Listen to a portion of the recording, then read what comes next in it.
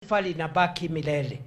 Taifa la Kenya ni kubwa kuliko serikali, kwa sababu kumekuwa sasa, hii ni serikali ya awamu ya 5.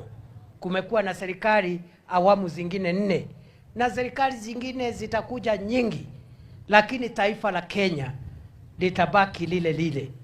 Wale ambao wanaenda nchi za ughaibuni kutembea ama kufanya mambo yao, waheshimu Kenya hata kama hawana heshima na viongozi wa Kenya. They must respect Kenya. Na nimeona mambo mengi yamezungumzwa pale, na mimi sitaki kuzungumzia wale wanataka kutusi rais ama kutusi naibu wa rais ama kutusi kiongozi wengine. Kama mambo yao ama agenda yao ni ya matusi, waendelee na matusi. Bora wasitumie nafasi ati kuhujumu usalama wa taifa ama kuongea mambo ya upuzi ambayo yanahusu usalama wa taifa. Nchi yetu ya Kenya imepata pigo kubwa kwa miaka mingi. Tumepata mapigo kutokana na magaidi, wezi wa mifugo na wakora wengine sugu. Na hatuwezi kufanya jambo la ugaidi ama jambo ya wizi wa mifugo ikiwe ni mambo ya mzaha na mambo ya siasa. We must distinguish national security from everyday politics. And therefore, I hear there is a leader who spoke outside Kenya and said they have information that can help us preempt any attack by Al-Shabaab, because they have information on who and where plans to terrorize Kenyans are being made. We therefore want to ask the relevant agencies to make sure that the people who are saying they have information on terrorists and criminals, they must be held accountable and they must record their statement so that they can help us to investigate, establish the issue, and make sure we protect Kenya from harm from bandits, terrorists and criminals. Mimi nimesema hivi.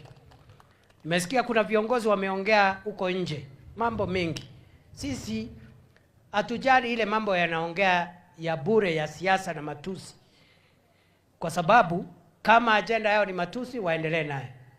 Kama hawaheshimu viongozi wa Kenya, shauri yao. Lakini Kenya ni kubwa kuliko viongozi wao. Taifa la Kenya na usalama wake ni muhimu.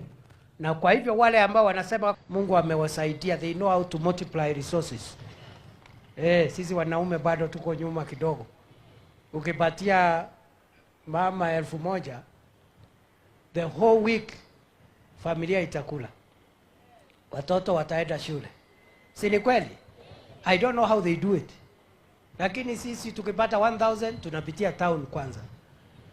By the time ufike nyumbani uko na 200 ama hauna kitu. Kweli si kweli? Wamama hoye! Wamama hoye!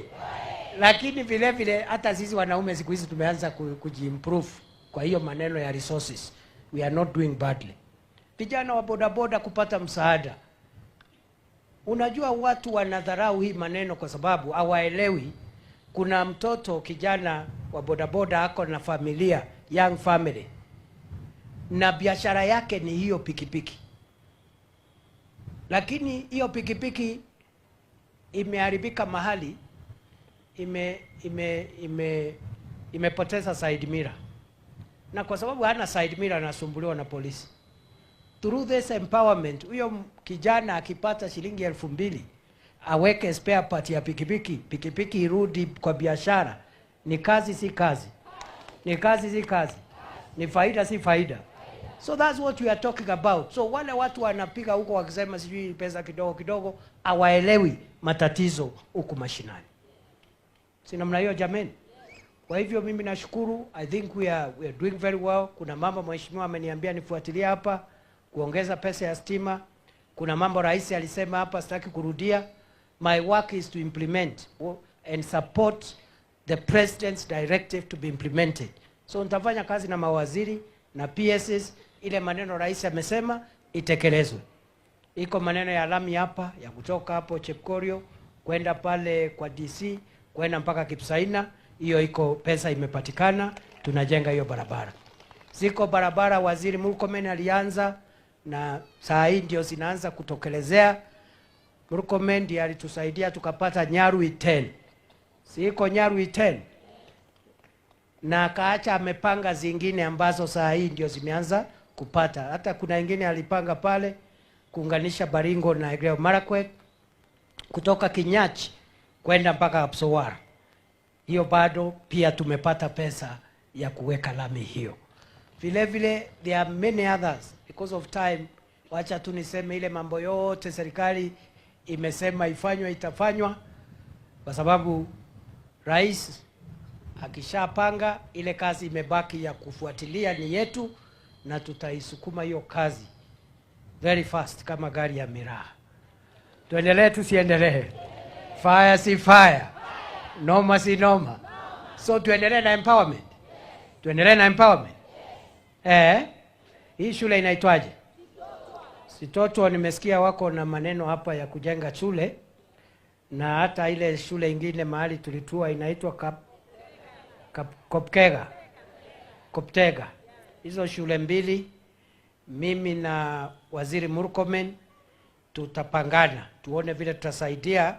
Hii shule 3 million, the other shule 3 million. Ama namna gani? Si wametu host? Tutawatafutia 3 million hapa, na ile shule ingine another 3 million. Na kwa sababu ile shule ingine iko na primary na secondary, tunaweza fanya 4 million. Ama namna gani jameni? So mimi nataka niwashukuru. Sijui kama mungetaka sasa tuchange pesa.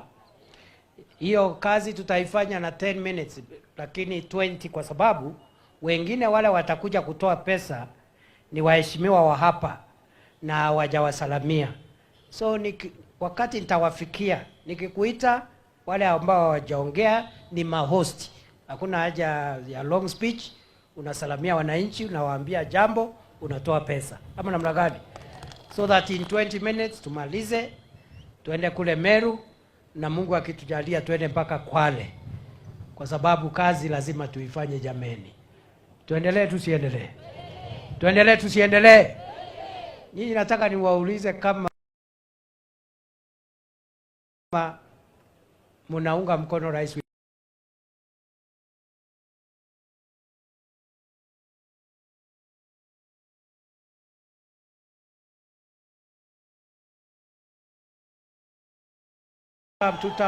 Tutam. So